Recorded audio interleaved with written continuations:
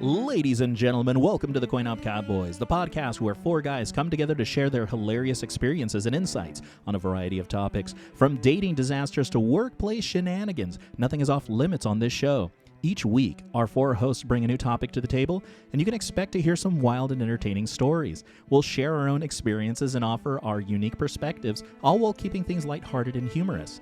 This is Coin Op Cowboys, the podcast where hilarity ensues and the only thing we take seriously is having fun. Welcome to the show. I am your host, Angel. My co-hosts are Chris, Ryan, and Steven. So sit back, relax, and get ready to laugh along with us as we explore the absurdities of everyday life.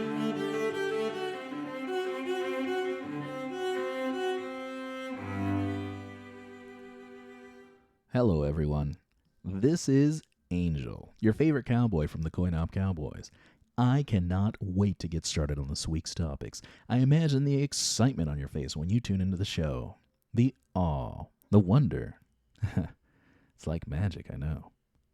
Well, speaking of magic, we skipped the introductions again because Steven is so excited to share his take on the news for the new Harry Potter series. We discuss the good, the bad, and the ugly at Hogwarts. Then, Ryan regales us with the tale of an explosive event 5,000 times more powerful than an atomic bomb, resulting in regional changes still seen today. Then lastly, Chris takes us down memory lane, recalling one of America's favorite punk bands of the 90s and my favorite, Blink-182. But go figure, Ryan shows distaste for Blink's frontman Tom DeLonge, because he says he's an intellectual, with a more sophisticated palate. Personally, I think he isn't a big fan of good music. Things get heated and words are said. You're definitely not going to want to miss this battle of the bands. See that? That was clever. Anyway, we're on Spotify, iHeartRadio, Stitcher, Apple and Google Podcasts, basically anywhere you listen to your favorite entertainment. Leave us a comment. We love hearing from adoring fans. Now, without further ado, let's say hello to the boys. Say hello, guys. Hi. What up, turd burgers? This is Steezy up in the mic.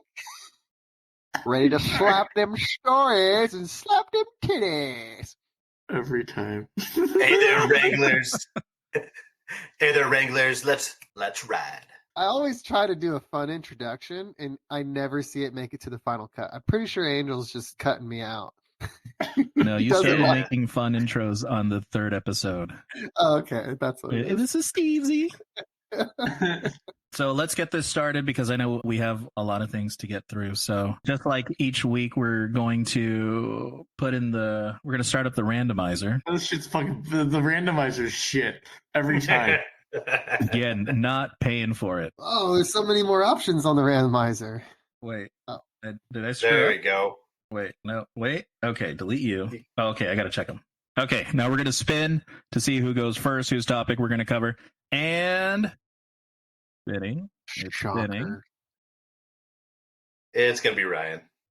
I bet you. Not surprised. Oh, wow. For the third episode. All right, we've got Steven and his topic going first. But Steven, this works out because you lose focus halfway through the podcast. True.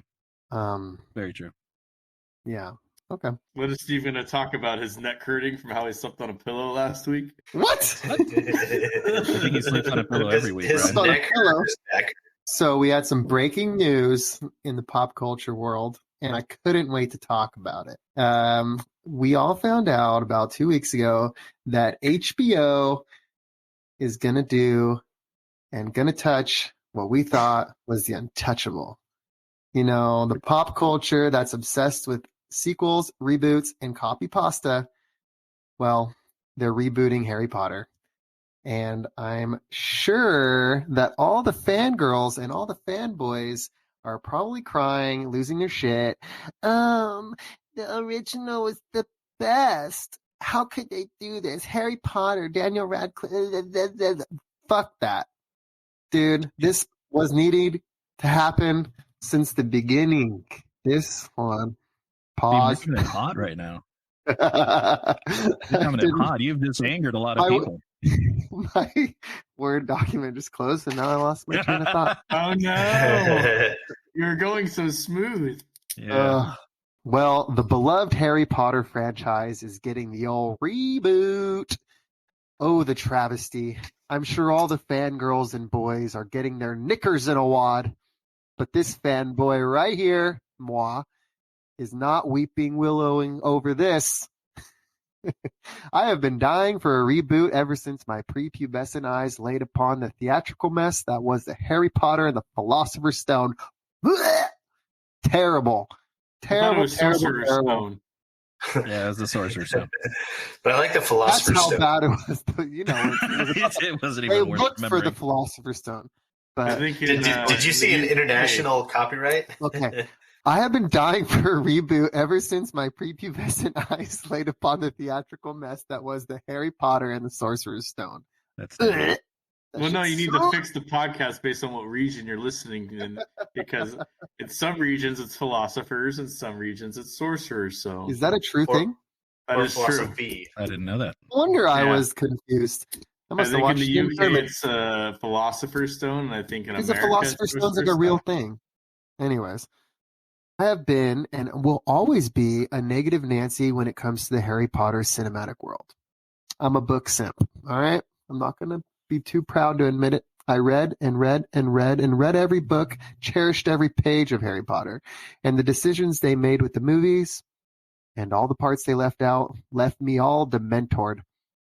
I will admit, a lot of the original cast is exactly how I pictured them. Daniel Radcliffe as Harry Potter, I felt was spot on.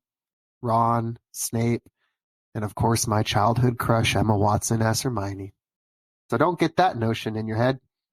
I mean, in your tiny muggle brains.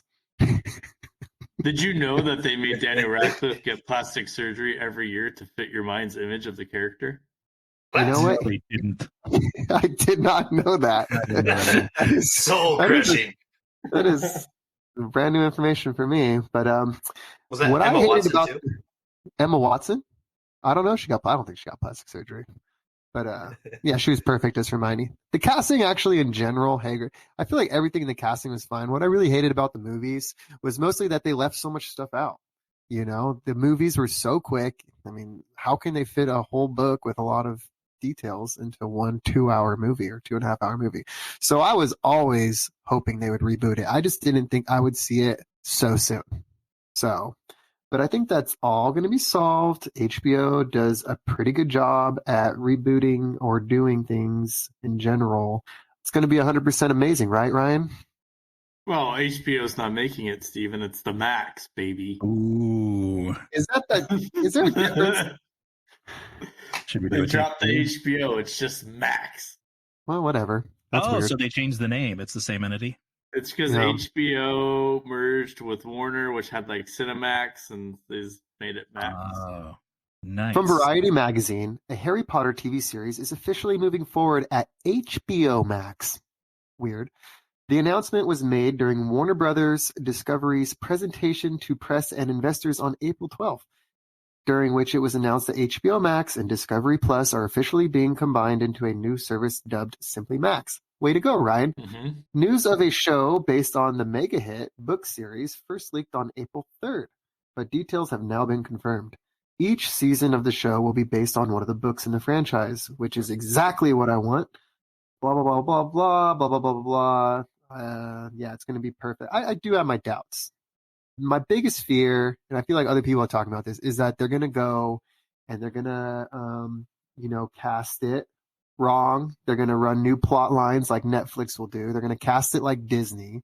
I mean, I hope they don't go and just feel like they have to cast woke shit just to do it, to appease the masses. I feel like if they do that, it will really distract. And I think people want a pure reboot. I think they're going to bring back some characters. When you're saying reboot, are they trying to create a story that happened before or after the original 7-8 movies? No, reboot is same story, new cast, new directors, new producers, maybe a new thematic or whatever, cinematic style or whatever. But no, they're taking all of the original books, recasting it, starting from the beginning, and redoing the whole thing, start to finish. One season per book. But the original movie was 2001, and the last movie was 2011. So 10 years is all they needed to redo 10 years worth of work. Like, there's It's Yeah. going to take them like 10 years to get to the last book. By the time they get there, it's 20 years. Yeah, I really thought that we'd be seeing this maybe in the 2030s, maybe Yeah. when a new generation was being brought up. But I feel like maybe they also think that they need to strike when the iron's hot, because with J.K. Rowling, controversial the way she is, maybe the Harry Potter franchise losing the new generation because it's set at a non-technological time. I don't know how popular the books are with the new generation. So maybe they're thinking, hey, this is our time to capture the new generation's attention. So we can carry this franchise, which is probably $1 bajillion franchise, into the next 20, 30 years. So, Stephen, what direction do you think they're going to go? Regarding what? Just because you laid out a variety of scenarios. I do have some dream castings, and my biggest one is I really want to see Adam Driver as Snape. That's obvious, right? That's perfect. That has to be. He's There's young. no way they're Why there's not? no way they're gonna cast Adam Driver for a massive series. No way. No, he's He's too expensive. He's at the height of his career. He makes like tens of millions of dollars to make a movie. And Game of Thrones wasn't like a huge No, mega so hit. People aren't going to look at HBO and Euphoria and White Lotus and all these things and be like, "Hey, get me in there." all those wanna shows, be a part of those this? actors like blew up because they got on these massive shows. Like on Game of Thrones, all you had was Sean Bean as like a popular actor, and he died immediately, like he always does. So it's easy to keep him on the show. And then everyone else became big from being on that show. So they lock him into contracts, long-term contracts on the cheap, and then by the time they get to the final season, it's expensive. So you're not going to cast a massive actor at the beginning of the show. Yeah, I see your point, like the business side of it, but I don't know. I think there is a huge appeal for some of these big name actors to get into these shows because it's Harry Potter or it is Star Wars or it is, it's just a big franchise, a big mega hit. And I don't know a lot of people are going to say no to a Harry Potter reboot if they get offered a position. If you're filming 8 episodes of like a Harry Potter, that's a massive commitment. They're going to be filming that for like 3 to 6 months per year that they have the show. You're not going to lock them in. They're too expensive.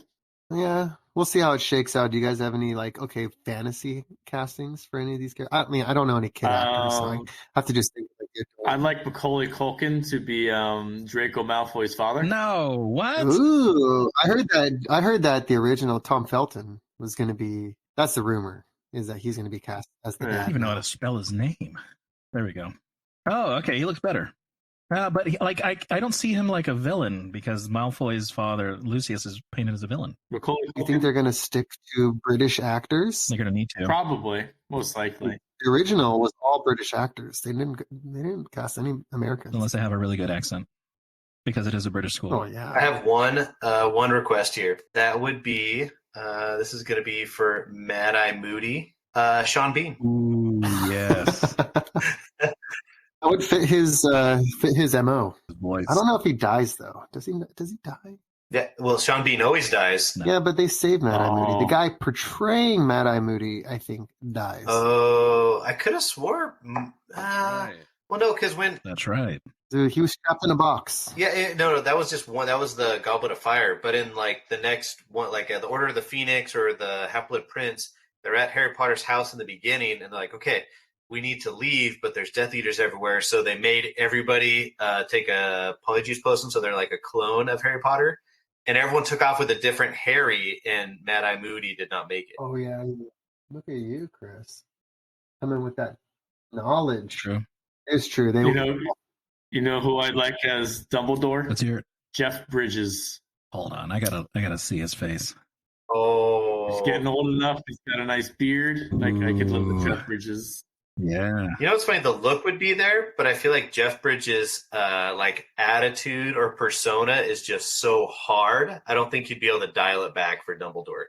I mean, did you see him in True Grit and Ripped? What's Ripped? I've seen True Grit. I don't know what Ripped is. I just know the Big Lebowski. Ripped is rest in Oh, Peace R.I.P.D. Yes. Yeah. ripped in peace. I think I'm looking most forward to the movie I felt most slighted on was The Goblet of Fire. That was like if you guys remember, like the biggest book at the time. Yeah.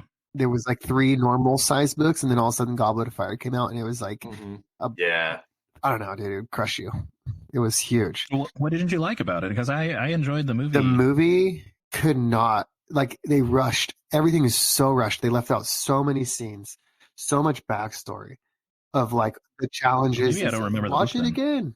Go watch it again. I mean, I don't know if you read all the books or remember. No, I read all the books like the day they were released. I was one of those, and then read it through the night. Yeah, me too. But yeah, really, just really, really rushed. There's just not enough time, and I feel like that was one of the most impactful books. You had like the Cedric Diggory death at the end of it.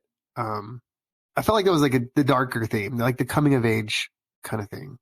You know, they all got boyfriends and girlfriends. They all did. Hermione dated the dude. Then there was a death at the end. I feel like there was the wand moment where his parents were coming out of the what is it called when they touch tips?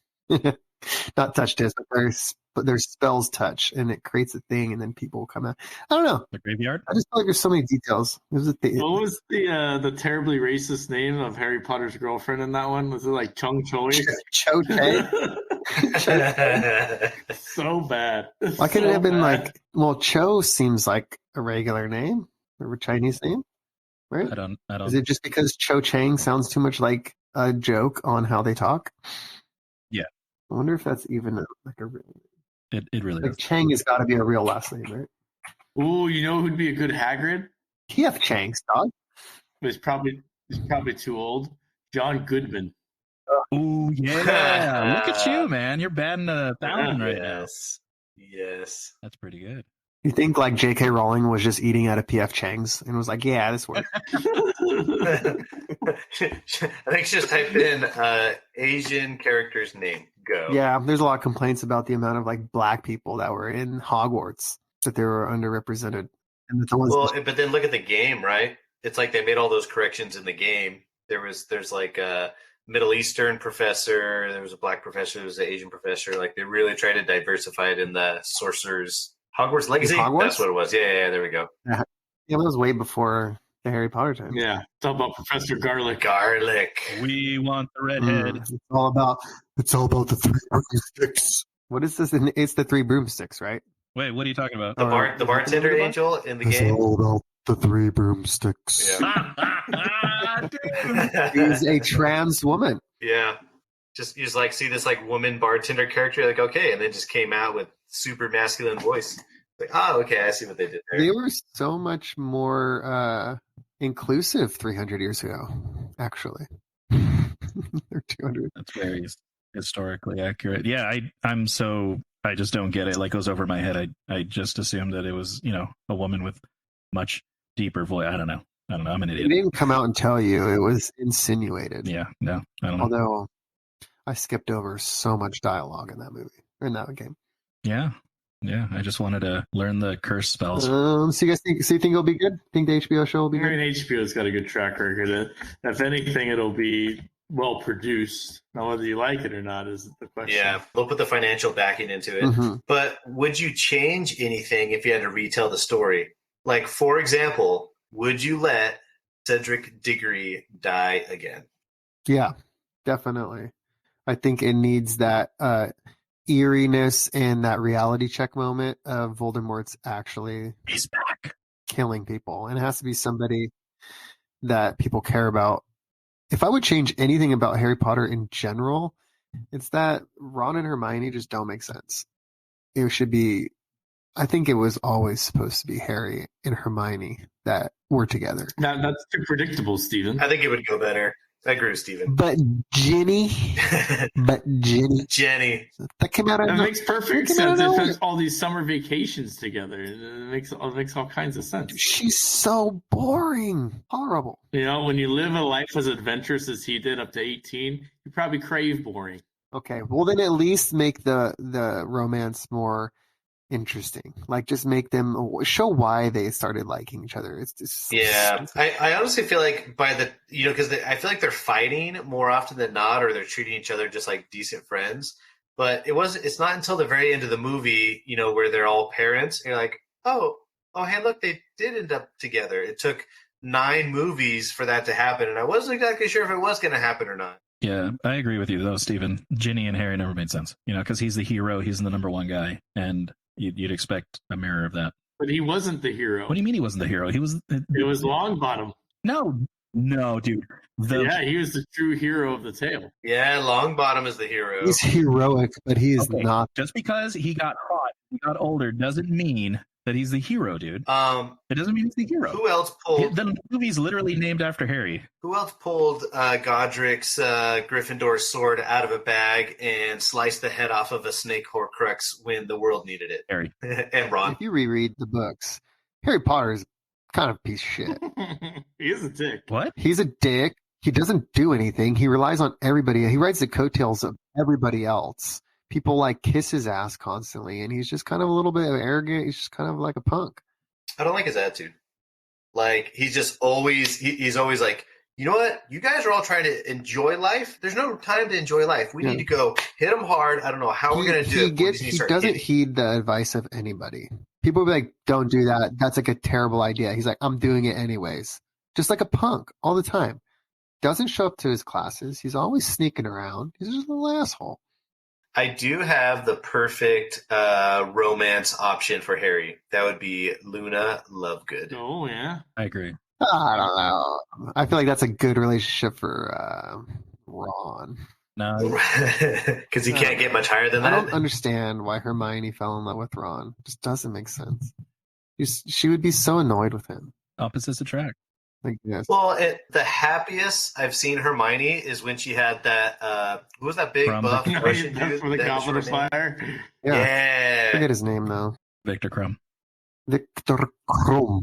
Victor Krum. Dude, she was so smiley, so excited. Best night ever at the dance. Yeah. Steven, what about the Fantastic Beasts? Like, that didn't satisfy your crave for more Harry Potter? I was kind I of. saw all three. I saw the first one. The first one, I was like, okay, and then it just hated it after that. The second one just fucking pissed me off, especially when they're like, Dumbledore's like they said some bullshit at the end that definitely wasn't true, but like I never watched it after that. It didn't fit the It canon. just never made sense how Jude Law turned into the Dumbledore that we knew in the other movies. He all like dressed all nice and shit, and then all of a sudden Dumbledore wears like moon glasses and wears star robe. But like, didn't what's his name again? Johnny Depp's character? Victor Kron. No, Johnny Depp's character. He was like Dumbledore's Griswold? Yeah. Grindelwald? And then at the end, he said, "Oh, you're like Dumbledore's brother," or something like that, or I don't know, or some weird twist at the end of the second one that totally didn't make sense at all. But Griswold might have just been lying, so I don't really know. Grindelwald. I don't know what it was. I don't know. Then they like canceled Johnny Depp, and I was really upset about that too, because it was not his fault. I just keep playing the YouTube video in my head, that song. Dumbledore! Oh, the puppets? The puppets. You know what I could think of to improve these Harry Potter reboots? So during the Hogwarts Legacy game and the house TikTok video started coming out, where like the Slytherin is like where the party's at, and the Hufflepuffs are like just like smoking weed. Yeah. So if they can introduce that, like as they just travel to each like common room and that rave nonsense is going on, it would be a big uptick in the public eye. Are they gonna? Ooh, they're gonna reboot it, but do they totally flip it and do like a Romeo Juliet 1990 kind of vibe, where they do like where they like take the story but make it modern and make it like as if it was Everyone dies in the end? I'd love that. Yeah. I would love that. That would work. They're not going to do that, but I would love That'd that. be fantastic. Like we were talking in Big Bear about like the spells that like puberty boys, like pubescent boys would be using. Like sneaking a girl's hair into some polyjuice potion and then like touching her boobies. Like once they're, hey man, it's your turn. You need to take the poly. No, I don't want to, man. You gotta take it. And he like turns into like a teacher or something, and they all get to touch her boobies and shit. And Gorgio on their dicks. Dude, they would be doing some stupid shit. You know it. This is a wholesome universe, Steven. This is a wholesome universe, but the dude's still gonna be horny. Dude, don't give me a wand. That's probably why I didn't get selected for Hogwarts. That's right. That would have been a bad apple. Or how about the dissolution charm, right? I feel like all the pubescent boys would be going invisibility. Yeah. Where'd half the class go? All right. That's the end of my topic, everybody. Hope you enjoyed. Very good. Claps all around.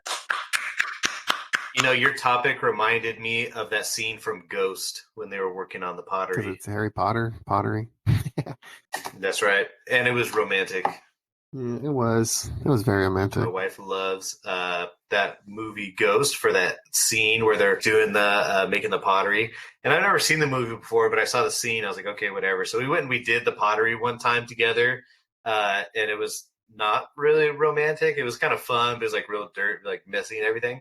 But I saw on PlayStation VR, you can download a pottery making game through the VR. So hear me out.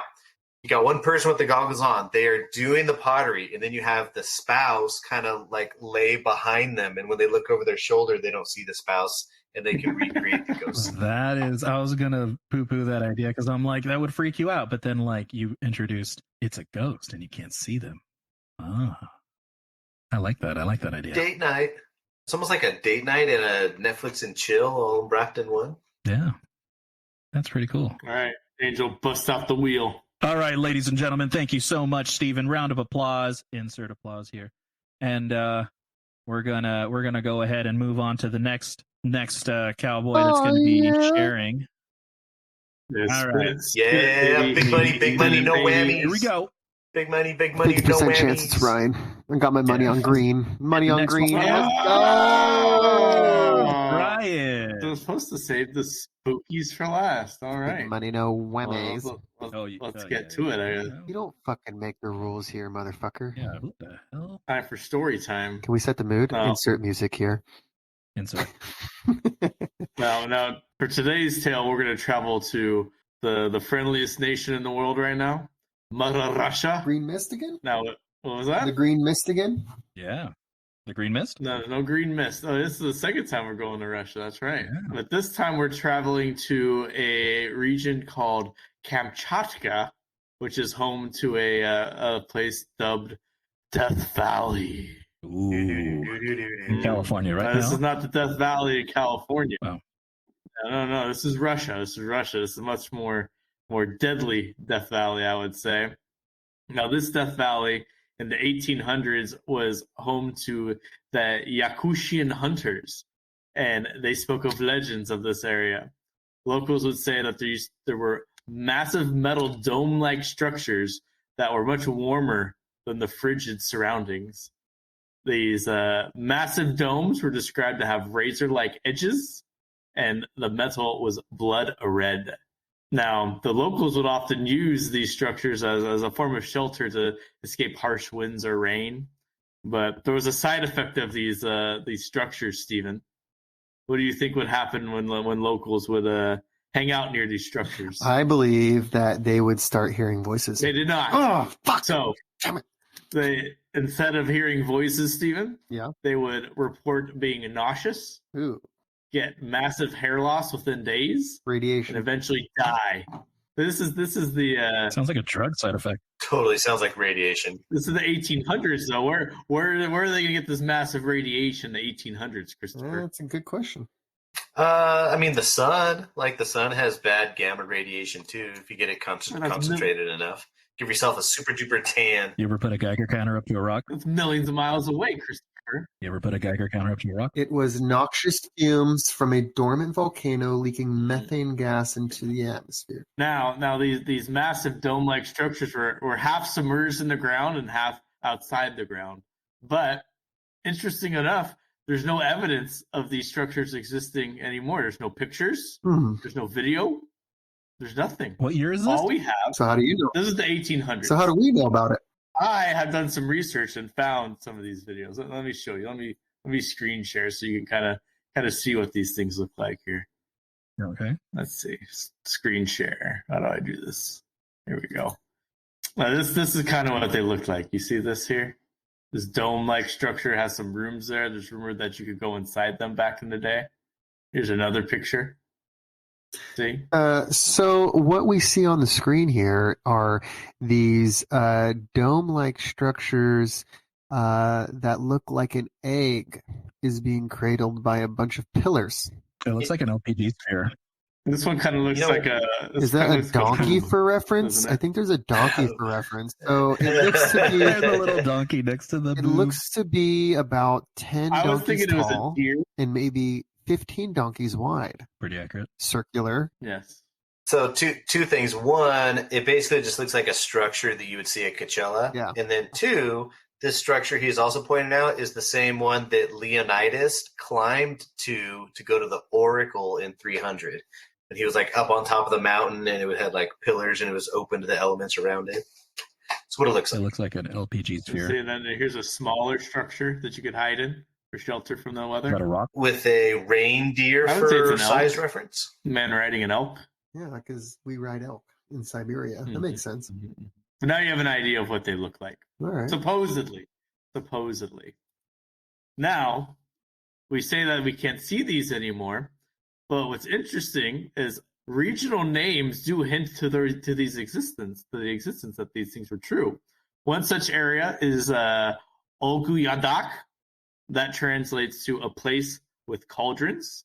Another area nearby is called the Agli Timanirit, which translates to the big cauldron sunk, which is interesting. It implies that they may have sunk into the ground. Now, while there's no real modern documented evidence, I did find an episode of Ancient Aliens that was produced within the last 10 years where researchers did go and try to find them.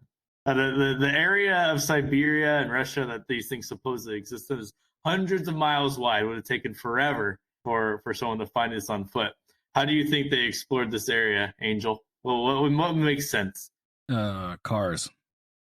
No, Jeep. you can't drive cars. What do you mean you can't drive cars? The area is too harsh. It's like the permafrost. Okay, sorry, Hummers. Yeah, so I want to point something out. So one, does anyone understand where this location is? No, I have no idea. Siberia. Once you see it on a, well, yeah, well, kind of like here. Let me show it to our team so that they can see what we're talking about here. It is this one. So it's actually located here. So for reference, like China, Korea, China right here, Mongolia, normal Russia over here. So you go all the way up here into the Siberia area, then you have to go down this itty bitty little peninsula. And also, fun fact, Google has been there. There's all these Google routes. Like one that I was just looking at was maybe this one, I think. What's That's that the green one. country? It's just all green. There was one that I was just looking at, a bunch of people in a hot tub. It was one of these. I saw that. Crazy. It looks like an Italy kind of deal. It's like a long country.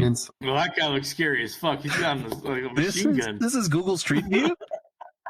Yeah. What the hell? Yeah. Like there's just like deforestation going on here. They're very busy. Now I really need to find this hot tub one again. I don't think I'm gonna find it. Anyway, Oh, well. how would you explore this, Chris? If you were recruited on the Ancient Aliens to come and explore this region to try to find this area no one can find, what would you do? What would you use? So I would either have to do some form of flying, Mhm. or you just have to go on horseback. There's no, I don't think any motorized vehicle. They're all going to be problematic. You're getting there with the flying. What kind of vehicle would you use? A helicopter would probably be the easiest. I mean, a plane would be faster and nicer, but I doubt there's any. You gotta look cool. A helicopter places to would be land. smart. A biplane. Jetpacks. But what this fine researcher was, like at the sometimes at sporting events, people would get in like that parachute with a big fan on it. Oh yeah. Ooh. Oh, Kind of like a paraglider, but it uses a fan to propel itself. So he jumped into that and kind of just explored the region. Oh, that could work. And he was successful. He found a region in Siberia that was strangely different than other, like it was flatter than all the others. And there's the hot tub. That's a big hot tub. Are those bathrooms? Yeah. So you have like the men's side, and then you have the X side. Oh, yeah, I see the M. Okay. Google got to hang out in the hot tub. Nice. So he found it. Yeah. He found the area with his paraglider, and then eventually him and his researchers went to this marshy area of Death Valley, and they're walking in the marshes, and then they took their hiking sticks and they smashed them into the ground. You know what they heard, Steven? Squish, squash, or tongue, like a metal tongue. Tongue. Oh shit! What'd you I do? watched my computer. A tink, tink, tink, tink, tink. They heard hollow metal beneath their feet, Ooh. Surely there's video of this. Insert sound effect. which leads me to the theory that I'm most interested in what these cauldrons actually were, and I'm going to discuss another event that was quite interesting. Have any of you ever heard of the Tungus explosion? No. That's what happens when I eat my wife's pussy. I can see Chris knowing about the Tungus explosion. This is the largest explosion ever known to mankind. It was 12 megatons. Yikes. Sounds like a lot. The Hiroshima bomb was 15 kilotons. Wow. So the Tungus explosion is 15,000 kilotons. Jesus. Oh yeah, it flattened 80 million trees, 830 square But miles. there's no crater from the Tungus explosion is my understanding. I mean, does that ring a bell to you, Chris? Yeah, I remember them. They really don't know what happened, and they specifically say there's no impact crater. But trying to explain something like that, they're like, this has to be like a meteor, because like 1908, like we didn't figure out the atomic bomb until 1947 ish, 48. We're talking about like 40 years before that. I doubt they had that technology. So the theory that I stumbled across was that these big metallic structures in Death Valley were actually defensive weapons put in place by either ancient civilizations or extraterrestrials, and the Tungus explosion was these devices shooting into the sky and blowing up this meteor so it wouldn't impact the Earth.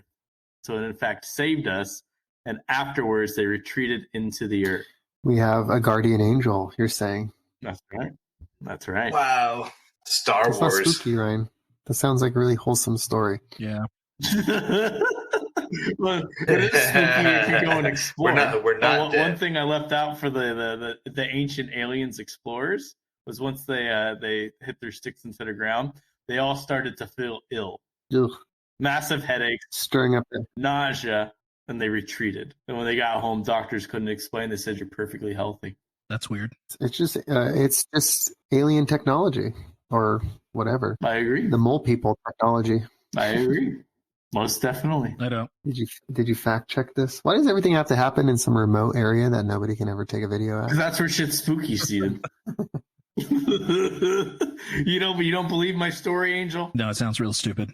Why? Because you got titty metal things that they bang on, and apparently they're the savior of the universe, shooting things out of the sky and then retreating. That's kind of silly. I have a retort. Huh? Let's hear it. The San Onofre down What is that? coast of San Diego. Oh, The nuclear power plants down there are shaped like yes, titties. yep, they are. The ex-nuclear power plants. That is the shape of a dome that you would house a radioactive nuclear type reactor in. So It makes sense. Are you suggesting that people in the 1800s had if they were to create a weapon that was powerful enough to disintegrate a big meteor, it would have to be nuclear fission, something that powerful.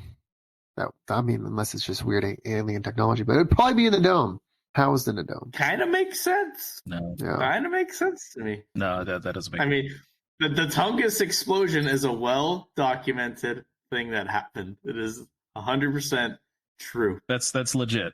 But it's not confirmed exactly what it was, but the most commonly accepted theory is that it was a meteorite, but there's no crater. Wow. Hmm.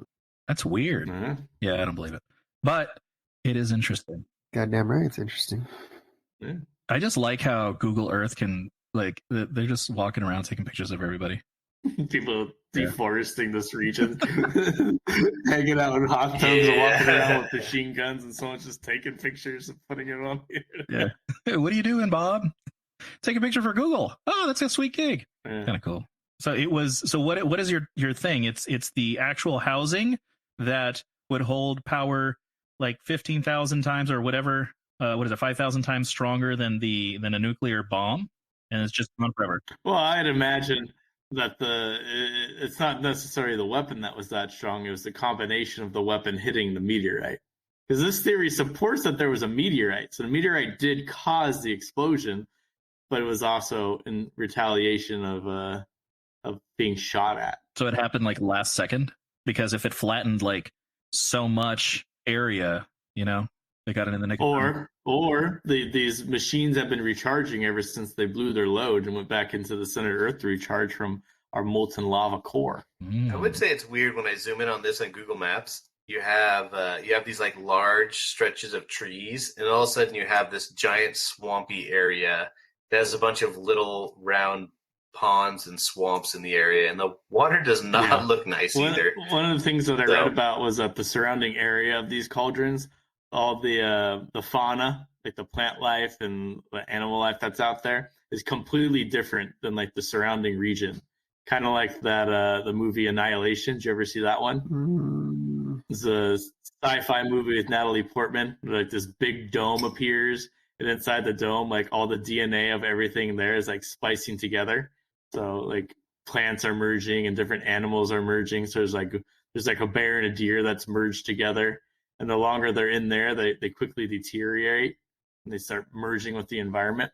It's a very good film. You should watch it. What is it called? Annihilation with Natalie Portman. It's not a comedy, right? No. Okay. It's also got Oscar Isaac. Isn't that Annihilation what happened with Order 66 in Star Wars Episode 3? Order 66. 6, yeah. Anakin, there's stormtroopers in the Capitol. What do we do? Lightsaber comes out. That's all I got to say about that one. That's my topic of the week. Annihilation. It's a good name for a sex tape starring Natalie Portman. Next week, I'm going to come up with a topic that scares Steven again, like the crying woman in the rain. Bruh, you can't do it. You can't scare me. Oh, I'm unscarable. okay. Yeah. Steven only gets scared in Phasmophobia. That's like an interactive thing. Yeah, it's schizophrenic episodes. Oh, God. Yeah, that was bad. I haven't played that game in quite a while. But, dude, I tried playing it on VR. My cousin had a cool VR setup, and exponentially scarier. Exponentially. Is it really? Oh, my God. I would imagine. It's too much for me. A little too much. I don't think I want to do it again. Like, you're actually in the closet hiding from the ghost while it's hunting. It's horrible. It's traumatizing. Yeah. If we all do it, I would love it. We all need to get we need to get VR. Why haven't we done I've got this my yet? Quest headset in the closet, and I got my PSVR 2 that I've used twice since I bought it. That's great. Okay, so what's like a good PS5 VR headset? There's only one. It's a Okay, PSVR so 2. There's only one. PSVR 2. Who has it here? I do. I have the first one. You have the VR one. You scrub. Get out of here. Yeah. Well, that's probably what your cousin was playing No, with. he had the he had like the Vive or the something. one that's made by the Valve. Index. That's Yeah. the Index. That one's like $1,200. He had like the $1,200 one, and he had all like everything for it. But he works for what's that company that makes the soccer card game? Oh, Rocket League? Yeah, Rocket League. Rocket League. Psionics? Is that the right word? Yeah. They got like bought up by somebody else, but yeah, he works for that. He's working his way up that company. I mean, it's freaking ridiculous. What the fuck did they still do? They haven't made a game in like 5 years. But they're all part of like Epic Games now too, right? Fortnite and Is he just making Rocket car League. skins? Is that his job? I mean, he codes and makes a shit ton of money and gets like free massages at work. Like it's, I feel like with all these tech companies laying off like tens of thousands of people, I wonder what do these people do all day? Like, what could they possibly be doing? sir, I'm gonna code a new loot box. Oh, it made $5 million for that loot box. They make apps. Hey, I can do that now. Yeah, no, AI. I thought about doing that, but I feel like I need to do more research into doing a proper AI topic and how AI will just destroy the workforce. Yeah, I can code. I've asked it to. They can. Yeah, I've asked it to do a couple of Python scripts, and it does it. Not always perfect. Like it has errors, and then I ask it to fix the errors, and it doesn't like know what I'm talking about. I'm like, obviously, you can't catch the errors that you made yourself. But Like, no, Angel, these are perfect. More and more and more blue collar work is like the last frontier of human work. Everything else is getting replaced by AI. Like it will be a while before a building will be built all by robots. That will be a while. I'm sure it'll happen. It won't be too long until the AI can calculate how much cement I need for my construction. they already built a 3D. They already built 3D. Yeah. They'll do the estimate. I would and love stuff. that. I will use it immediately. But I Well, was I do, gonna say for Ryan. Steven, and I was talking to my estimators about that. The future of AI is replacing the estimator. They'll do the exact takeoff, and they'll know how much it's going to cost. They just need to either Yeah, build it because I'm or bring sure the AI labor will in to do understand the it. complexities of supply and demand and good subs, bad subs, all that stuff, and what people do for what people are willing to do it for. They're like, oh, well, nobody's going to work for 5% profit. Not a sub. You know, That sounds like someone who is worried about their job security. estimating is like the last thing that I do. I mean, that's just, it could be done by, in my trade, it could be done by any college student. Getting like 40 dudes together that are willing to like destroy their bodies in the hot sun to build like sidewalks. That's the hard part.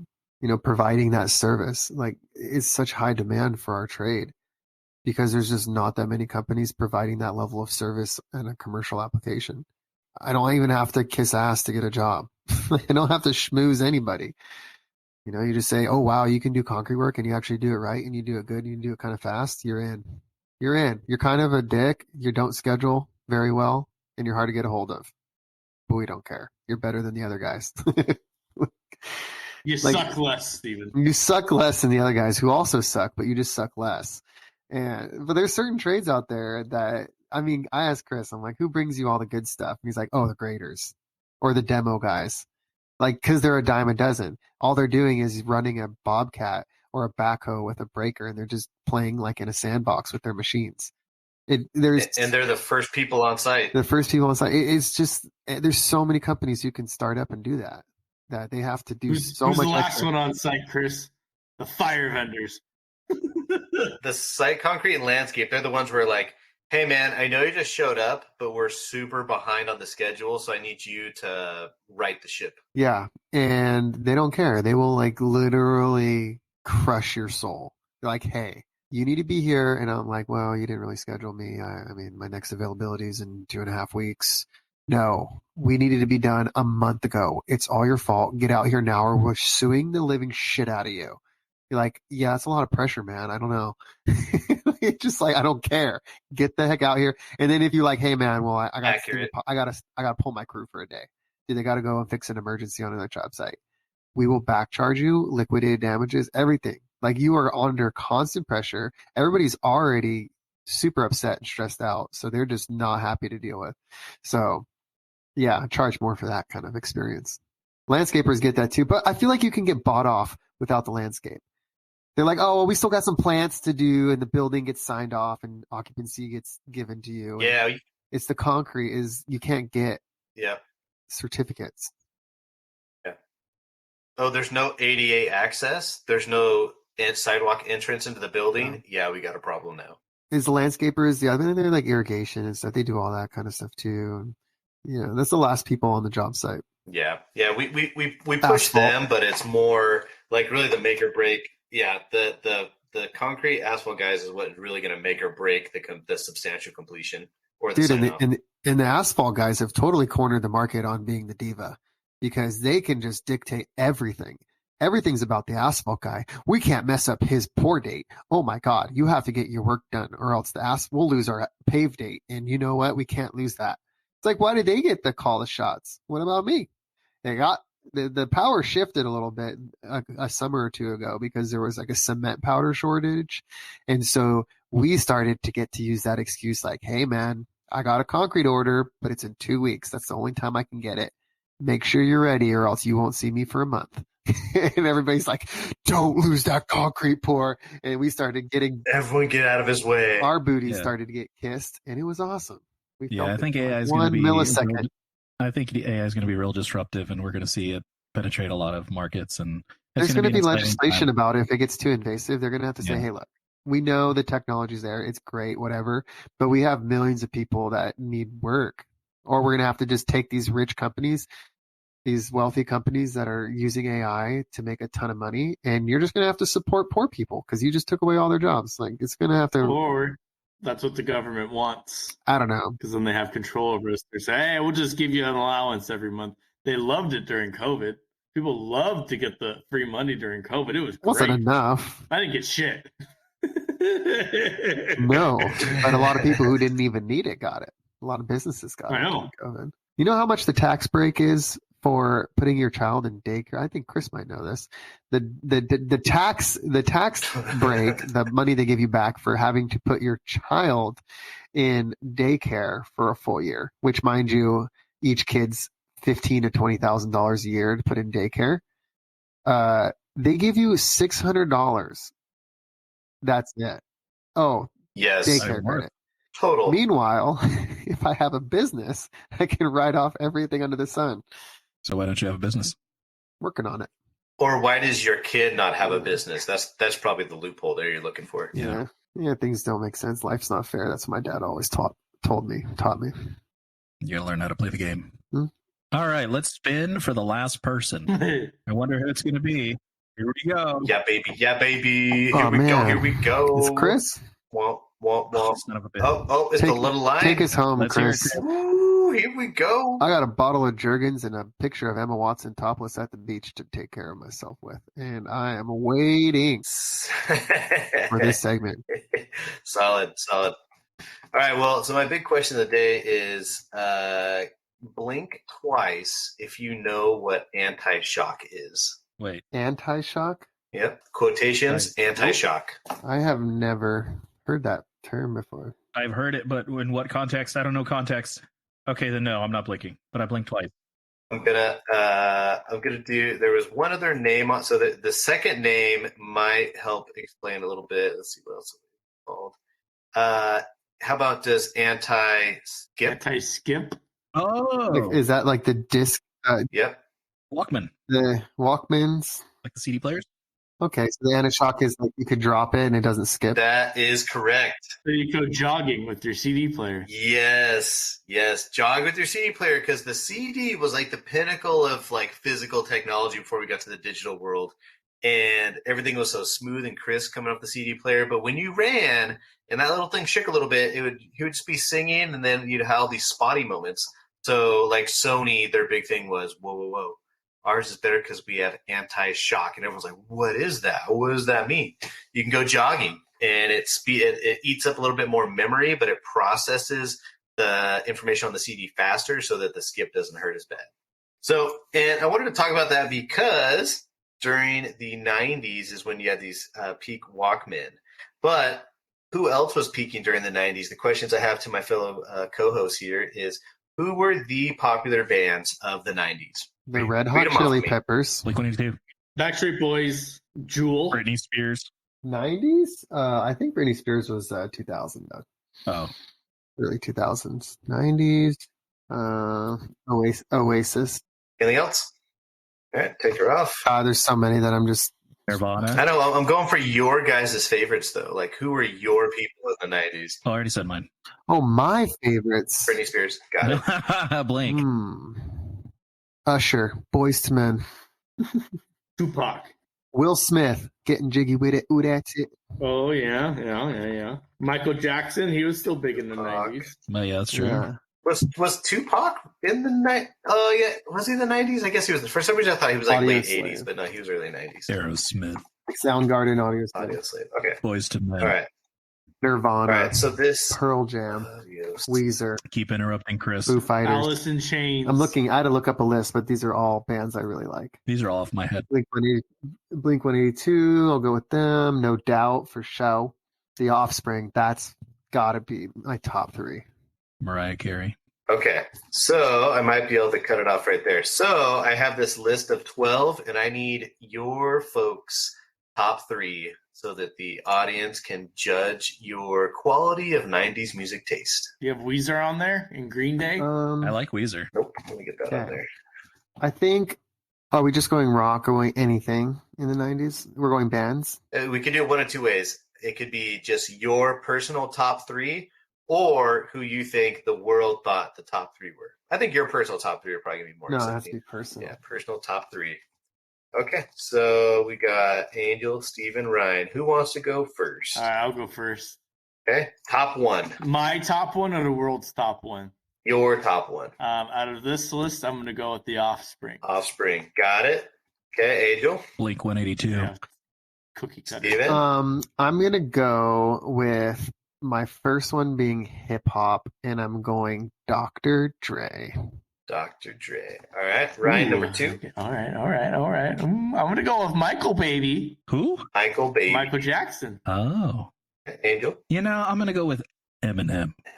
Got it. Steven. For my second one, I am going to go with one of my favorite rock bands from the 90s, Blink 182. It's already taken.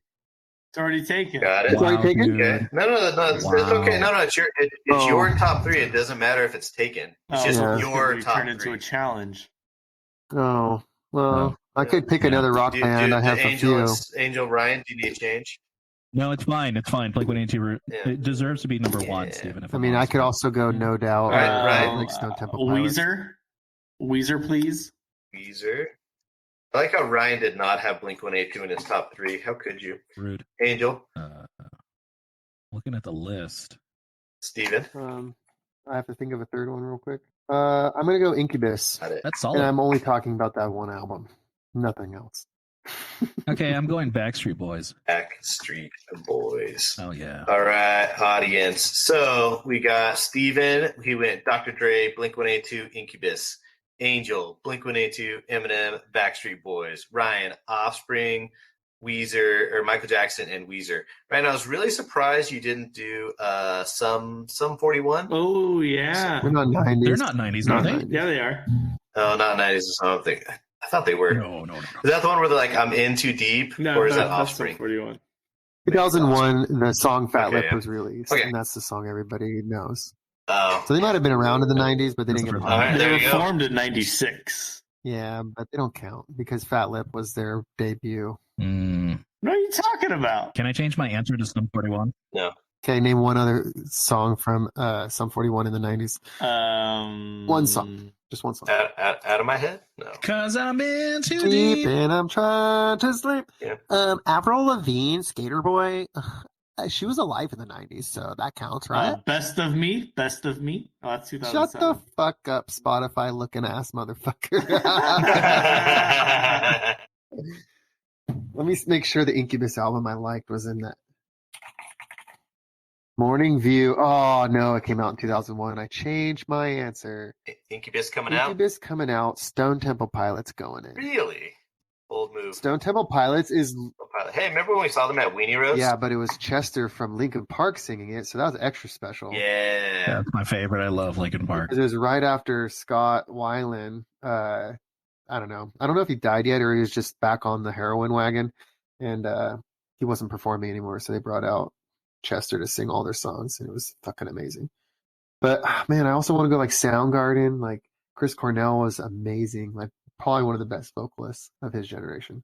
Anyway, Can't forget about Iggy Pop. Iggy Pop. Audio Slave. Well, that's all Chris Yeah. Cornell's bands, but All these are 2000s, man. I'm clicking on artists on Google, and the ones that I'm like, oh, this one for sure. And it's like, came out in 2000, dude, go listen to Stone Temple Pilot songs, and you'll remember them, and you'll just love them.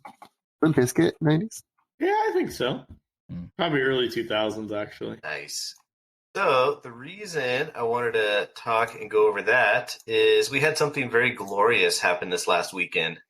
Anyone remember the big hotness that happened? Blink 182 reunited. All the original band members played at Coachella. That's right, baby. Coachella Yes, and was now glorious. they're headlining Oh, I didn't know they Sunday. played. Yep. Am I stealing your fucking thunder? I'm sorry. Cut that out. You got it, bro. That was it. That was the excitement. The point that I want to make in there is we haven't had COVID in like 2 years. They skipped Coachella for COVID in 2020 and 2021. Came back in 2022, but like now it's really getting back into the rhythm of everything. And Blink-182 was literally added like the day before, and they hopped in.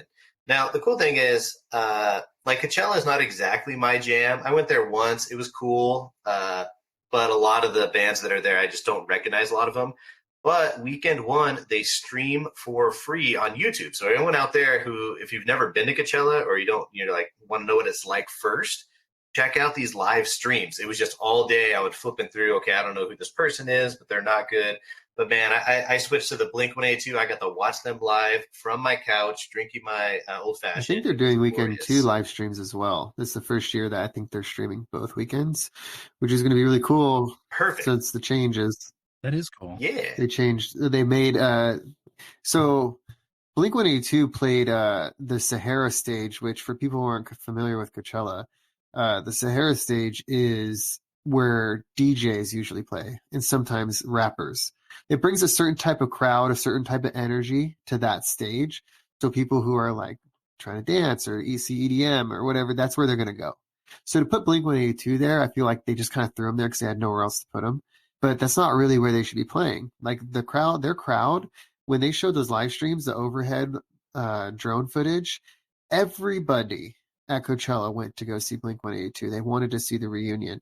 The stage couldn't fit them all. They're going to put them on the main stage now where they can house five times the amount of people. I don't know how many people go to Coachella, a couple 100,000. They'll all be there. It's going to be so cool to watch. Yeah, what really caught my attention is on Reddit, they were posting pictures, like Steven talked about, of these drone photos or this person that was on a Ferris wheel, and you literally just see the entire music festival stand up as one and all travel to this itty bitty little stage in the corner. Like their immediate dome was filled. The overflow area was overflowed. The overflow to the overflow area was overflowed. I mean, we're talking about just this sea of people. Everyone at Coachella. I respect it too, because if you've ever been to Coachella, the audio outside the dome, which the dome can probably have like maybe 30,000 people in it, the audio is good inside of it. The minute you step outside the confines of the dome, the audio is shit. So all the people standing out were just there to like pay their respects because it couldn't have sounded that good out there. And they stayed. For sure. It's just this sea of people. People loved it. Oh yeah, here we go. I might be able to get a picture here. This one and share it. Boom, boom, boom, boom, boom. There you go. This one. There you go. So kind of how Steven was talking about, you have this like little dome. So the stage is here, and it's just meant to house these people, but you have this enormous sea of just everyone in the entire festival wanted to go see Coachella or go see Blink-182. Now I want to add to that. Does anyone know the last time Blink-182 played a gig together? It's been a long time because I went to Life is Beautiful with Ricky circa 2016, and they were playing with the new guy. So maybe since 2015 they stopped playing? 2014? That's my guess. It was 9 years ago, so it was 14? About 2014. Yeah, right about there. Money. Yeah. So, and we're talking about like zero. It's not like, hey, that's the last time they played a major venue. That is literally the last time those three people got on a stage in front of each other, in front of other people. And it was Coachella. Imagine them just walking out there like, I haven't done this in 9 years, but let's just see how it goes. And it was actually a fantastic set. I really enjoyed watching them. They were giggling, making jokes, laughing at each other, smiling. They were just out there just having a fantastic time. The main dude that left, he got like really into like alien conspiracy stuff. Oh, right? Tom DeLonge. Yeah. Tom DeLonge. Yeah. He got into that. He kind of went off the deep end for a while. I think kind of needed some time away from the band. I don't know if he was kind of forced out or not. In his song, so Steven's right. He's super into conspiracy and aliens and alien artifacts and stuff. So one of their songs, the way that it goes is conspiracies are bad or conspiracies are not true. I think that's how the song goes. And then he goes, no, they're not. And then keeps going in the song. So he added those words to let people know that he suddenly is all about conspiracies. Oh, he came out that way. That's right. I want to know why Ryan's super anti Blink-182. I hate Tom DeLonge. Is his voice? Because his name's so long? His voice is terrible. He's not funny. What's wrong with his voice? It's like you can identify it out of a crowd. That was unique. a sign of times. That's like how pop like punk was. That was a whole genre. That's like saying I hate this guy because he sings with a twang. It's country. That's what makes it country. Country isn't country unless they sing with a twang. Everybody knows that. No, he's just extra whiny. It's the only thing separating country from just kind of rock. Well, not every.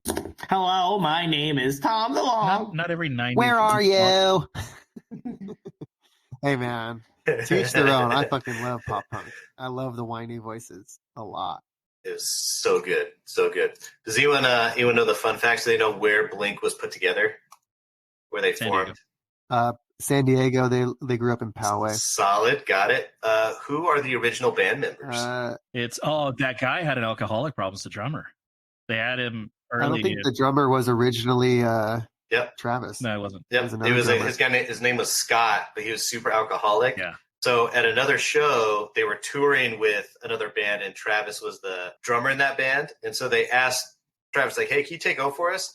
Travis learned the 20-song set list in 45 minutes, and they said, "You got it." Oh, he's a genius. Yep. And then he went. I mean, he's so smart. He went off and married the Kardashian girl, making a fortune. I think they have those series on what's streaming service do they have? They do it on Hulu. And I think it's on Yeah. Hulu.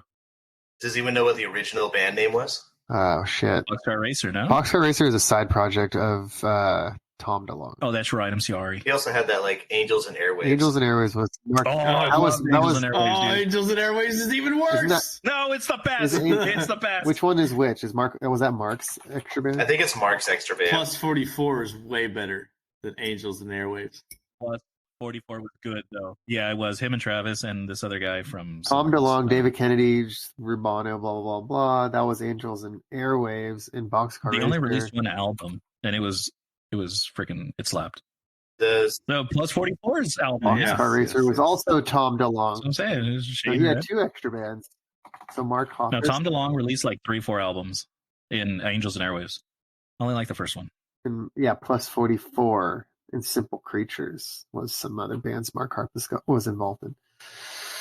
so the I'll be there when your heart stops beating. original I want to listen to band that. name was Blink. Do you know why they put 182 on it? No. Why? Because there was an Irish band at the time that was named Blink, and they threatened to sue them. So in order to fix that, they said, well, let's say Blink 182. And I think the running joke is, what does that 182 stand for? No one knows. My friend told me that it's the number of times Scarface swears in the Scarface movie. What? I have no idea. That's kind of cool. Yeah. That's a lot of swearing.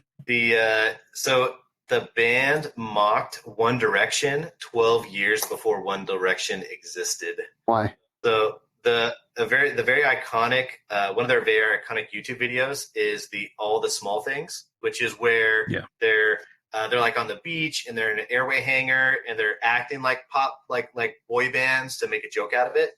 So the beach they were on for that video is the exact same place where One Direction filmed What Makes You Beautiful 11 years later. So, okay, I'm reading this post. It says, during a revelatory Twitter exchange yesterday, this is back in, I don't know, a long time ago, Tom DeLonge explained to James Corden that his former band name, Blink-182, is actually pronounced Blink-182, rather than the common pronunciation Blink-182, and definitely not Blink-182, which, according to Corden's co-writer, blah, blah, blah, blah. So, let's see. Let me explain. It's 182 to me. Yeah, it's all. Well, they went with that because that's what people call it. Explanation of 182 include the number of times Al Pacino's character Tony Montana says "fuck" in Scarface, or probably about how many I say during each podcast. The number of the ship on which Hoppus's grandfather served in the Marines, or Hoppus's ideal weight. Ultimately, though, the book claims that the number is meaningless. The band christened Duct Tape, then simply Blink. Oh, first christened Duct Tape. Their first thing was Duct Tape? Like spelled like D-U-C-K? Tape? Oh. They added the digits after Cheshire Cat caught the attention of an Irish band with the same name who issued a cease and desist. In a 2010 interview with Amy Schumer, Hoppus says the group chose the number on the spot during a phone call with their record label. On the spot. Man. Just boom, 182. I'm like, that's not even the San Diego like area code or anything, right? Oh yeah, San Diego's 760. No, 619. 619 is East County. It's even better.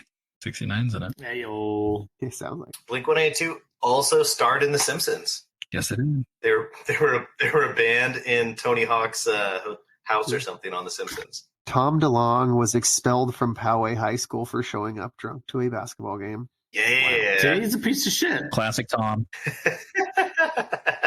He's my hero. He was anti-Blink from the jump, dude. He don't get it. He was like, fucking, hey, Blink-182, fucking. Yes. I didn't know, Ryan. I just hate Tom DeLonge so much. He's so annoying. I didn't know there was so much hate out there, man. They He can't control it. That's just Ryan, who's your favorite? You have a favorite pop punk band. Yeah, The Offspring. Are they pop punk? I don't know if that's pop punk. Yeah. How are they not pop punk? Yeah, I would put them in there. They're just grungy punk. Yeah, they're like a weird grungy Get the fuck punk outta here. alternative rock. I don't know. Kind of dirty, kind of second rate. I wouldn't even call them punk. He said Green Plan or Green Day, Sum Green Day. 41, Simple Plan. Those are all in that wheelhouse. I love Sum 41 and Simple Plan. But Simple Plan, I don't know. I can't listen to them. Offspring genre. The Offspring have been labeled primarily as punk rock and punk subgenres, including hardcore punk, melodic hardcore, pop punk, and skate punk. There you go. Oh, snap. We're wrong. We're wrong. Sounds the same to me. They said pop punk in the description. They've been described as times. But it's evolved. Originally, it was just punk, and now it's pop punk. I feel like calling something punk, and if it's enjoyable to listen to, I just don't think it's correct. Punk is just abrasive and loud. That's the thing about the 90s. Like, one thing that we all notice is the 80s, everybody loved the same type of music. It was, all the music was universal in the 80s, and then when you got to the 90s, it just went everywhere. For the most part, Was it though? I would say. You sure about that? Yeah. I don't know. You had like you sure about that? They had like new wave. They had a lot of. I don't know about that, man, because they had some new wave going on, like Depeche Mode type stuff. Then they had like Guns N' Roses and the Chili Peppers starting out and getting that. They had that hair rock, the hair band rock. You know, you had some Queen influence still. You still had some Journey influence. I don't know. There was a lot of difference. I think that's a very ignorant opinion. Just kidding. The 80s had my karaoke song. My karaoke song, the go-to is Come Sail Away. What is it? There's ABBA. Ooh, Dancing Queen. ABBA. There was the men. What about the people who sang the YMCA, the Village People? What about They Come From a Land Down Under? That's all different. What about the stupid song in Rocky? The stupid song in The Reiki? Tiger song. I The Tiger. Eye of the Tiger is not a stupid song. Carry on my wayward son. Kansas. Yeah. If I was to ask each one of you your number one song, if we were going to go on a competition, like across the nation, it's going to be televised across the world. Screw it. It's going to be a YouTube thing. And it was a karaoke challenge. What would be the song that you would win to? And I say win because obviously you're going to perform at your peak. Living on a Prayer. Ooh. The song "Let Me Love You" by Mario. That's what Mario? I'm going with. I thought Mario Brothers. No, Let Me Love You. Peaches. I hate that song. Whoa, so much hate in this podcast. No, because Bowser sings it, but it's obviously Jack Black. You hear him like when he goes into peaches, like you hear his voice, and I'm like, the immersion's gone. The immersion was always gone. That's true. What about you, Chris? Was it peaches? So we have Bon Jovi, "Living on a Prayer." We have me with our Mario "Let Me Love You" song. What do you have, Angel and Chris? Yeah, so I would go. I think the one thing about karaoke is you got to more play to your audience. So you need to pick a song, not necessarily that you absolutely love and cherish, but you got to pick something that the crowd loves too. You have to pick one song, and it has to fucking fly, no matter the situation. What's the? Yep. It has, It doesn't it has matter to be if your the song. audience likes it or not. It's you're on key, Yeah. you're on point, and people feel it because people will feel it. Yep, You that's know right. every So that'd word. be Mhm. "You Shook Me All Night Long" by AC/DC. That's a big from me, dog. Whoa. Bully. That was harsh. I just am trying to imagine Chris like getting down to that song and like the crowd going wild. Dude, I was on a cruise and me and my buddy go up there and we played that and we were the last act of the night and the crowd went wild. Probably because it was like people mostly older than us, so I think it was really familiar to everyone. But yeah, no, they lived it. We did like the duck walk thing that Angus does, and And the crowd goes mild. No, I think that's good. Like, I know what Chris is saying, play to the crowd. If everybody's been a little rowdy, they're a little older crowd, play that. Like I almost picked like Journey, "Don't Stop Believing." I feel like that's another one to crush. I just don't think I got that peak like Steve Perry had. No, that's when you tell the crowd to sing it. Sweet Caroline, that's a classic. Oh yeah. I mean, you're going to have everybody just love that because they're going to love it no matter what. They'll just sing it the whole time, so you don't even have to be good. Yeah, the one I don't think you guys have ever heard. Because Okay, what is it? it's by Panic at the Disco. Okay, I know that band. Their Is this main- a very their main weird- song? Is it a B-side? No. She Had the World. Oh yeah, I don't know that song. Yeah. I think I only know. Sounds lame. Wah, Yeah, it is. But I love singing it. So Sing it then. you got to come to a karaoke bar. Oh, sing it. I want to hear you right now. Sing the whole thing. Don't be a bully, Steven. Sing it all a cappella. You know, that's like a legacy song now because Panic at the Disco is no more panicking. So when you get up there, that's gonna grab some nostalgia just right there. The people are gonna get into it because they know the band's still. I chime in with a haven't you people ever heard closing the goddamn door? No. That's the only song of theirs I know. Yeah. That or Dashboard Confessional, hands down. Oh, I like, dude, that was good emo phase right there. Some Dashboard. Yeah. That was a good time. Just sing a Newfound Glory song. I don't know if people like them. I like those guys. This is my favorite. They say that the songs you listen to when you were first going into high school are the ones that make up your musical taste. That like that you set the foundation with that age group. What were you guys listening to in high school with your Walkman? I didn't have a Walkman. I was poor. Linkin Park. Okay, well, what song? Did you have like a song or CD or an album or a band that you just were like into a lot around 14 years old? I had the Gorillas. Ooh, yeah. There we go. Or do you find that they defined your musical taste? Mine was Blink-182. Boom, just like that. My burned CDs are mostly like Blink-182, Newfound Glory, like Simple Plan, like shit like that. A lot of that. Gorillaz, Avril Lavigne was on the radio a lot. Skater Boy. I mean, Sum 41, Alien Ant Farm. Oh, Papa Roach. Papa Roach, Smash Mouth. Me, and the Gimme Gimmes. Yep. Like those bands like really like influence you a lot. My dad was not showing me the music he liked, which I like talked to him about. I'm like, why didn't you ever show me? Like he had albums. He had like ZZ Top and Heart and Queen, Journey, all these albums in his garage. And I was like, why didn't you ever play those songs for me? Like a lot of my friends have a lot of like vast knowledge of classic rock because their parents show. He's like, oh, I just really didn't want to force you to listen to my shit. Right. I'm like, you're an ass. I'm like, but dude, like you share that. It's not like you're forcing me. You're just sharing it. Maybe I like some of it. And I do like some Journey and I do like some Queen because I would sneak into the garage and they had the coolest looking albums. So I played it and I liked it and it stuck with me. But I don't know. I think it's important to share. I'm going to do that with Maddie. That was totally my situation too. My dad, I found out much later in life that my dad was like, oh yeah, Journey was like my favorite band. And I was like, I love them too. We should go see a concert together. Well, Steve Perry's not there anymore, so maybe we need to like adjust that. Okay, we'll go see a different band or something. But yeah, you're right. You just gotta share it with your kids and let them enjoy that classic. Ryan, you're thinking hard. What was your? Oh, Death Cab for Cutie started in '97. I wonder what discography. It was Translanticism. Something about airplanes in '98. Oh, well, their album that because Death Cab for Cutie, Emo Steven, they are my favorite band of all time. And they're touring again with a postal service. I don't know if that means anything to anybody, but they're doing. I don't believe you were ever emo. It's not that I like dressed it. Do you have a picture? I didn't dress it. I didn't do that. Why But not? the music that I listened to was emo. But Postal Service and Postal Service and Death Cab are doing like a reunion kind of like her last hurrah tour with those albums. So in August, I think I'm going to buy like front row tickets at the Hollywood Bowl. Steven, you gotta go see him. Because one of my current favorite bands is the Foo Fighters. I get to go out there with another friend of mine out in San Bernardino. We saw him one time. It was fantastic. And I said, oh, I should go see him again. And I passed on the tickets. And then Taylor died. And so now you're like, oh. Yeah, no. So I went to whatever that shit is in Seattle and went for the draft and went to that concert. And I think I saw Death Cab from like off in the distance. Didn't really pay attention. But like I've never seen them properly. And I got to. For sure. Totally got to. And dude, he dated or married Zoe Deschanel, who's like all-time favorite. He's just living my dream.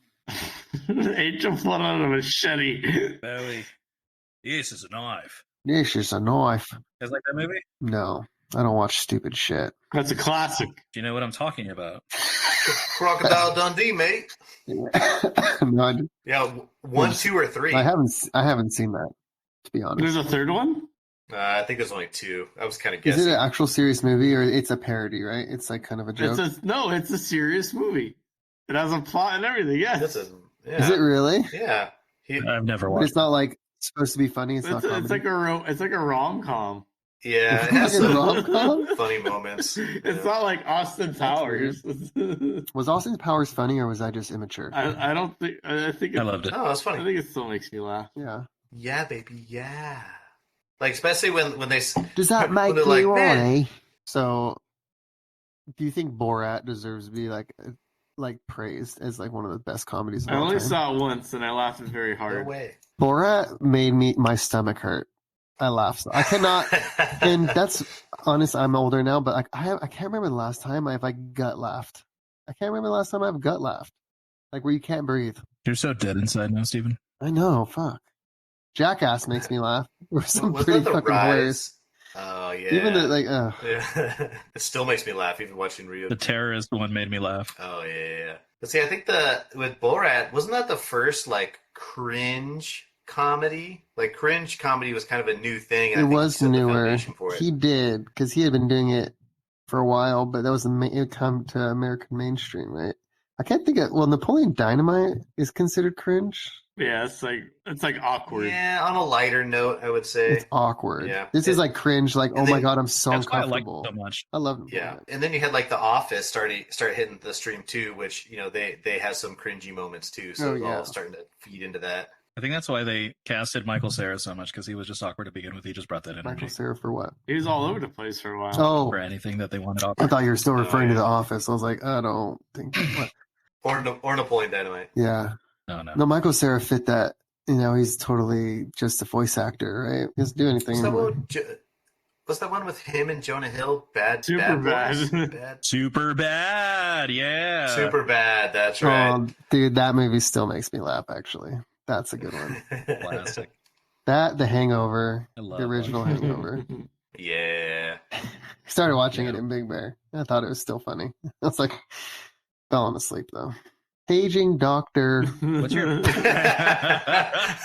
And I got on this whole thing about how I was like telling Ryan, like, dude, they totally changed it to Paging Dr. Douchebag because like it's not okay to say that word yeah. anymore. And Ryan's like, I don't think so. And I Uh-huh. said, no, I heard it. I was watching it and they said Paging Dr. Douchebag. Yep. And we started watching it on Netflix and it still said the F word. And I was like, It didn't say the I'm other. misremembering it now, but I think I was watching it on like TBS or something. It must have been on TBS. Oh, it's one of those. So they yeah. switched it there. But on Netflix, it's still got the hard F going on. But it's okay. It's tasteful. Artistic I don't think integrity. anybody's mad at it. You have Leonardo DiCaprio saying the N word so hard in Django. Yeah. I love that movie, I dude. felt so uncomfortable watching that movie because I'm like, oh, because this is a timepiece, loose timepiece, you could just drop the hardest R's ever. It's okay. It's Quentin Tarantino's And favorite it's word. like, I'm surprised it didn't get canceled because it's like, dude, it's a white director, fucking Leo, just dropping them. You're like, oh god, how? It still makes me laugh. The Christoph Waltz is he plays Dr. King Schultz when they're in the bar Yeah. just by himself and they're drinking beer and he's like, "This is a ward." Makes me laugh. That. What are some other things that could? I don't think The Office could be remade the way it is. Nope, for sure not. And that's not even that bad. Blazing Saddles. But that was made in like the 50s or 60s or something. Go listen to Eddie Murphy's like comedy in the 80s. Yeah. Offensive. Like totally doesn't hold up. We should have a challenge where we all have to write like a script to a porn and we all present them as convincingly as possible. And then Angel picks his favorite. Which one made you harder? I'm gonna add to that. I'm gonna pick my For favorite. pitching. I'm gonna add to fan that. fiction. I like that idea that we write our own porns. But we tell the other people in the group. Yeah, act them so out. we present the Like the idea line. now, and the next podcast we present. So it's like the viewers have something to look forward to, the listeners. Like the challenge. Like we always do a challenge, whether it's like that or something else. Okay, so that's the plan. We're gonna be writing a porno. Yes, that sounds great. Sounds like a fun time. That sounds good. End it, Angel. You got it, Ryan.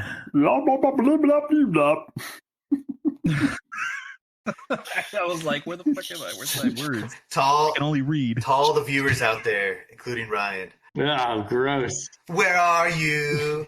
And I'm so Where are sorry. you? I cannot sleep. I cannot wait Can't tonight. Hey, dream wake up the tonight. children. Where are you? All right, ladies and gentlemen, thank you so much. Thank you so much. Yes, you listening. Thank you so much for listening to us this week. Please like and comment, subscribe on your platform of choice, whatever you're listening on. Guys, do you is there anything you guys want to say? Good night. Look, in a world of Frank Oceans, let's aspire to be the Blink-182s. That's all I got to say. I like Frank Steezy Ocean. out. Well, he's a Teasy out. dummy, dum-dum. Yeah. Frank Ocean canceled on Coachella, so hmm he didn't want to do it. But And he showed up the first weekend an hour late, did like 2 half-ass songs, kind of like just walked around, left, and then said he didn't want to do the second weekend, said he hurt his ankle. But he was totally fine. And he just is. Yep. Speaking of Michael Bublé, Was not even the same person at all. it's not bad. Okay, I apologize to Michael Bubbles. Some bubblies. But then Blink 182 is coming in to save the day. Okay. In a world of Michael Bublé's. All right, thanks everybody. Good night. What was the terribly racist name of Harry Potter's girlfriend in that one? Was it like Chung Choi?